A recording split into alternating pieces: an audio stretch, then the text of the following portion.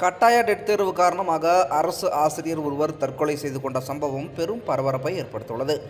உத்தரப்பிரதேசத்தின் மகோபாவில் 52 வயதான அரசு ஆசிரியர் மனோஜ் சாகு கட்டாய டெட் தேர்வு காரணமாக மன அழுத்தத்தில் தூக்கிட்டு தற்கொலை செய்துள்ளார். இந்த வயதில் தேர்வை எப்படி எதிர்கொள்வது என தொடர்ந்து மனோஜ் வருந்தியதாக கூறப்படுகிறது. சமீபத்தில் உயர்நீதிமன்றம் தங்கள் வேலையை தக்க வைத்துக் கொள்ள அனைத்து அரசு ஆசிரியர்களும் கட்டாயம் டெட் தேர்வில் தேர்ச்சி பெற்றிருக்க வேண்டும் என்ற உத்தரவை பிறப்பித்தது குறிப்பிடத்தக்கது.